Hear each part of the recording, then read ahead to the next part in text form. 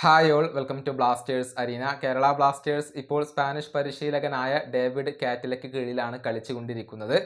East ബംഗാളിനെ super കപ്പിലെ ആദ്യ മത്സരത്തിൽ പരാജയപ്പെടുത്താൻ കേരള ബ്ലാസ്റ്റേഴ്സിന് കഴിഞ്ഞിരുന്നു. ഇനി മോഹൻ ബഗാൻ എന്ന വലിയ ഒരു വെല്ലുവിളിയാണ് ഇപ്പോൾ ഈ ഒരു പരിശീലകന്റെ മുന്നിലുള്ളത്.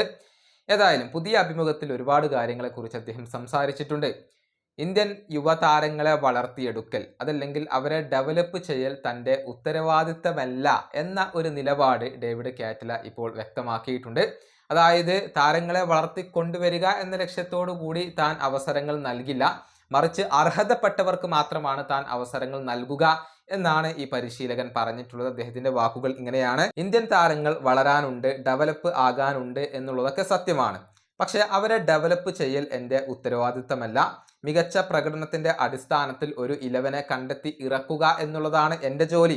അവിടെ പ്രായം 17 ആണോ 36 ആണോ എന്നുള്ളതൊന്നും ഒരു വിഷയമല്ല. യുവതാരങ്ങൾ അവരുടെ കഴിവ് തെളിയിച്ചാൽ തീർച്ചയായും അവസരങ്ങൾ നൽകുക തന്നെ ചെയ്യും. ഇതാണ് ഡേവിഡ് കാറ്റില പറഞ്ഞിട്ടുള്ളത്.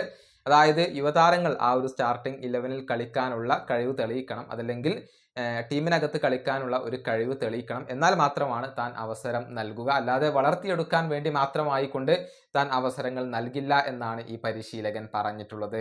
ഈ വീഡിയോയുടെ അവസാനിപ്പിക്കുന്നു. അടുത്തൊരു വീണ്ടും കാണാം.